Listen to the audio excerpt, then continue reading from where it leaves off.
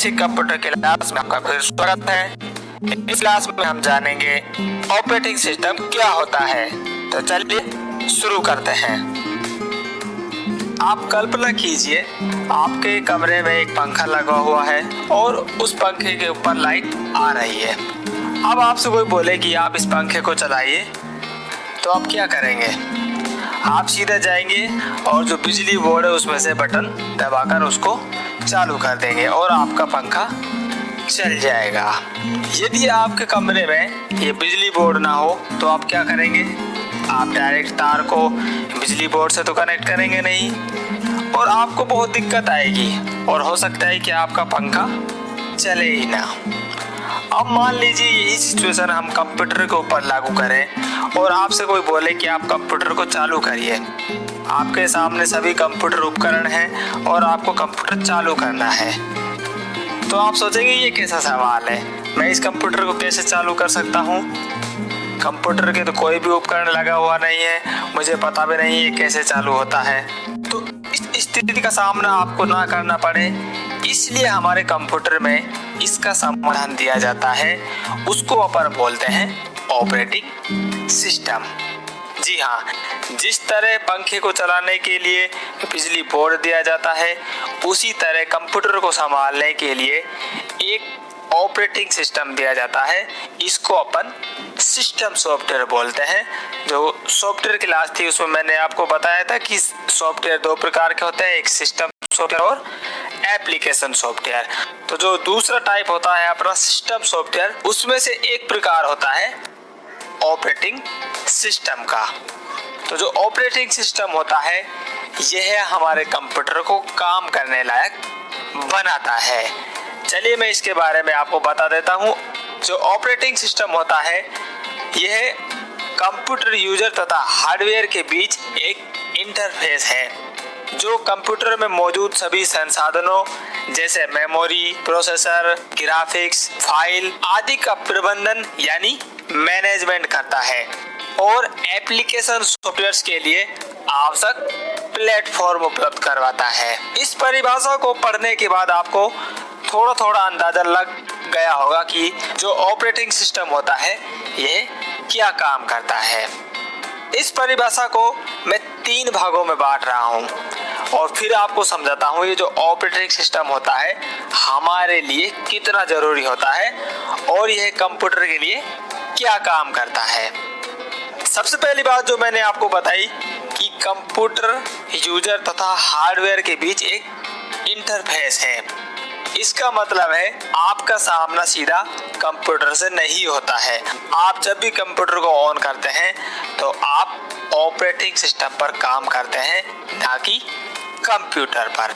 ये जो operating system होता है यह कंप्यूटर और यूजर यानी कि आपके बीच में एक मध्यस्थता का काम करता है। आपके लिए वो प्लेटफॉर्म उपलब्ध कराता है, वो सुविधा देता है जहां से आप इस कंप्यूटर को संचालित कर पाते हैं। जब आप कंप्यूटर को पहली बार ऑन करते हैं तो आपके सामने जो स्क्रीन आती है जिसको अपन डेस्कटॉप बोलते हैं, वो जो स्क्रीन होती है वो ऑपरेटिंग सिस्टम का ही भाग होती है और आप सारा काम उसी स्क्रीन से करते हैं। तो जो ऑपरेटिंग सिस्टम होता है यह यूजर और कंप्यूटर के बीच मध्यस्थता का कार्य करता है। इसके बाद मैंने आपको बताया जो कंप्यूटर के विभिन्न पार्ट्स होते हैं या पुर्जे लगे होते हैं उनका मैनेजमेंट करता है। मैनेजमेंट का मतलब होता है जैसे आपके कंप्यूटर में मेमोरी है, प्रोसेसर है, ग्राफिक्स कार्ड है, तो किस काम के लिए कितनी जरूरत होती है उनका मैनेजमेंट ये ऑपरेटिंग सिस्टम ही करता है। जब आप कंप्यूटर से कोई काम करवाना चाहते हैं तो उस काम के लिए आपको क्या क्या चाहिए ये सभी चीजें ऑपरेटिंग सिस्टम ही मैनेज करके आपको देता है और आपको ये सब पता भी नहीं चलता है कि आपके लिए सारा काम ऑपरेटिंग सिस्टम कर रहा है। इसके बाद मैंने आपको बताया कि जो ऑपरेटिंग सिस्टम होता है यह एप्लीकेशन सॉफ्टवेयर के लिए आवश्यक प्लेटफॉर्म उपलब्ध करवाता है। अब जब भी आप कोई भी नया सॉफ्टवेयर अपने कंप्यूटर में इंस्टॉल करते हैं तो वो जो सॉफ्टवेयर होते हैं वो ऑपरेटिंग सिस्टम के ऊपर ही चलते हैं। जैसे मान लीजिए आपके कंप्यूटर में विंडोज ऑपरेटिंग सिस्टम है तो आप जो भी नया सॉफ्टवेयर इंस्टॉल करेंगे वो विंडोज ऑपरेटिंग सिस्टम के ऊपर ही इंस्टॉल करेंगे।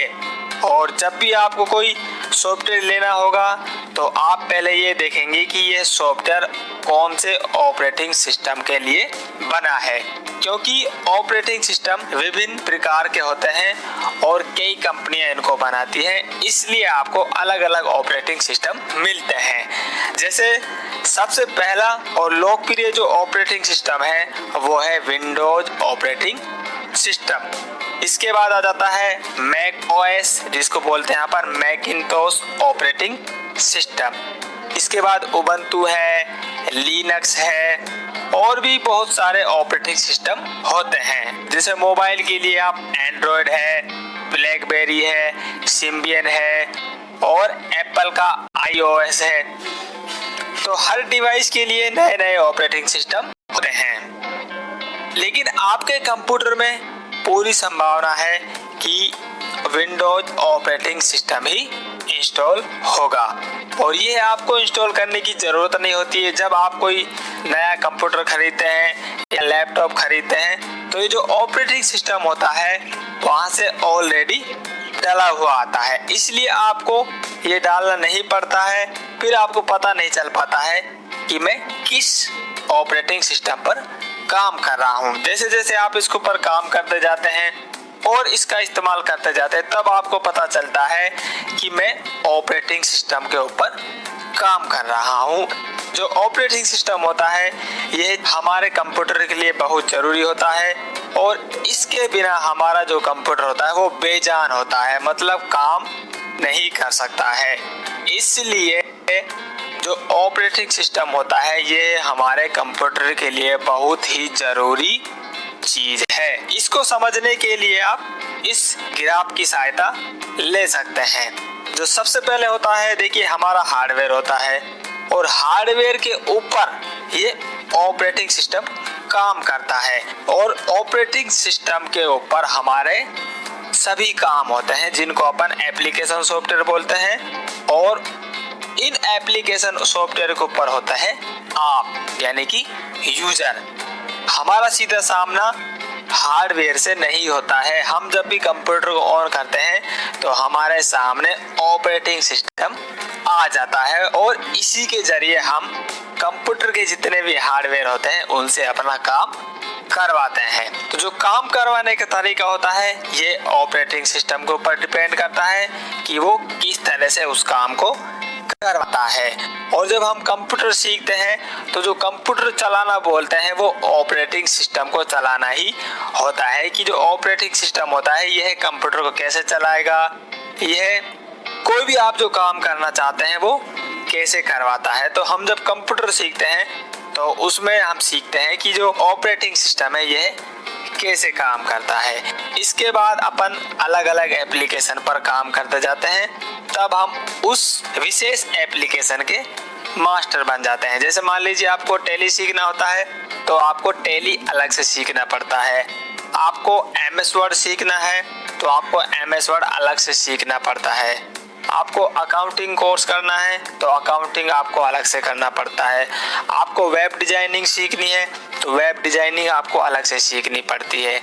लेकिन जो बेसिक क्लास होती है जिसे अपन बेसिक कंप्यूटर कोर्स कहते हैं उसमें आपको ये ऑपरेटिंग सिस्टम जो होता है इसी के बारे में बताया जाता है। हमारा जो ऑपरेटिंग सिस्टम होता है यह मुख्यतः 4-5 काम करता है। इनके बारे में मैं आपको बता देता हूँ। जो पहला है, ऑपरेटिंग सिस्टम इंटरफेस उपलब्ध करवाता है। इसके बारे में मैंने आपको पहले ही बता दिया था कि इंटरफेस क्या होता है। उसके बाद ये है किसी भी काम को करने के लिए और नए सॉफ्टवेयर डालने के लिए आवश्यक प्लेटफॉर्म उपलब्ध करवाता है। कंप्यूटर में मौजूद सभी संसाधनों जैसे मेमोरी, स्टोरेज, ग्राफिक्स, प्रोसेसर उनका प्रबंधन करता है और इनका आपस में बातचीत करवाने का प्रबंधन उसके लिए आवश्यक साधन हमें उपलब्ध करवाता है। तो ये होता है ऑपरेटिंग सिस्टम। और हम जिस ऑपरेटिंग सिस्टम पर काम करने वाले हैं वो होगा विंडोज ऑपरेटिंग सिस्टम। जो विंडोज ऑपरेटिंग सिस्टम है ये लोकप्रिय और सबसे ज़्यादा यूज होने वाला ऑपरेटिंग सिस्टम है, इसलिए अपने देश में विंडोज ऑपरेटिंग सिस्टम का ही उपयोग ज़्यादा किया जाता है और हमारे आसपास जितने भी कंप्यूटर होते हैं उनमें विंडोज ऑपरेटिंग सिस्टम ही इस्तेमाल होता है। और हम इस क्लास को भी विंडोज ऑपरेटिंग सिस्टम के ऊपर ही रिकॉर्ड कर रहे हैं।